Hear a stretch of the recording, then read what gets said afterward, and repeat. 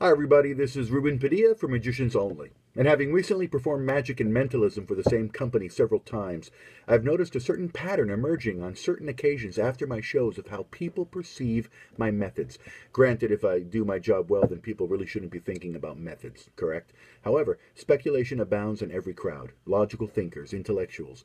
People love to try and figure out secrets. It's the real world.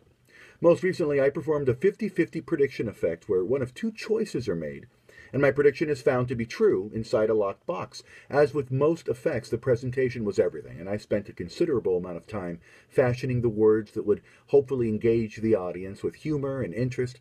As hoped, the effect was a success.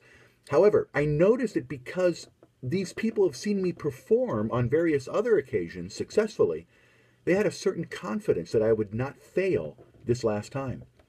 So much so, in fact, that the remarks I heard afterwards left no room for doubt that had my participant made the other choice, the prediction would nevertheless have been successful. Believe me, if she had chosen the other one, you can be sure that's what would have been found inside the box. Mark my words, you are just too good.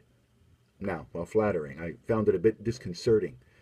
If you've developed your skills sufficiently that people are confident that you will save the day, a virtual Superman, then where's the suspense, the mystery, the drama? Are we betrayed by the quality of our skills?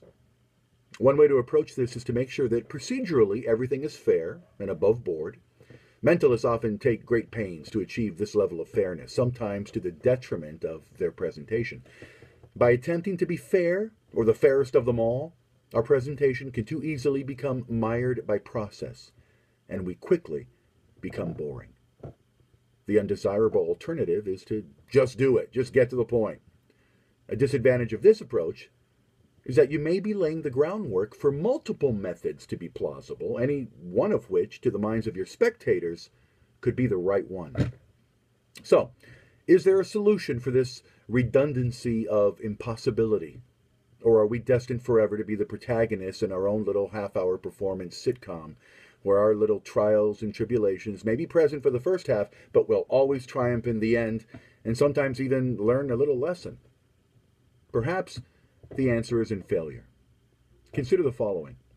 Had I failed in a couple of mentalism effects earlier on in the show, the outcome of this final effect might have been in question.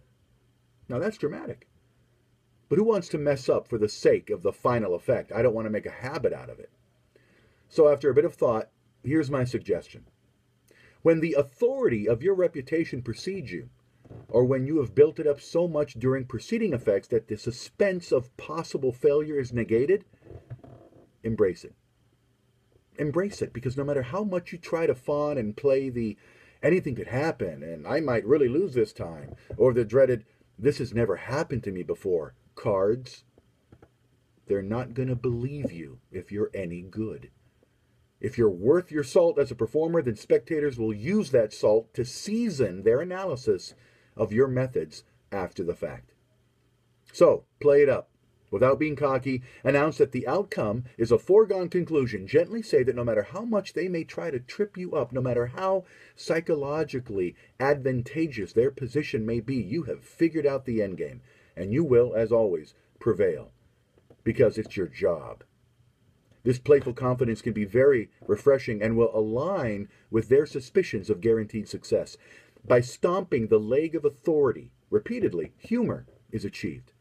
And if you happen to already possess a pleasing, likable personality, the results of your peacocking can be very entertaining.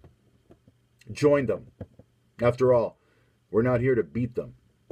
Transform the redundant into the triumphant. Celebrate together in the joyful success, and make a metaphor for their and all of our successes. I'm Ruben Padilla for Magicians Only, and yes, I do mind. See you next time.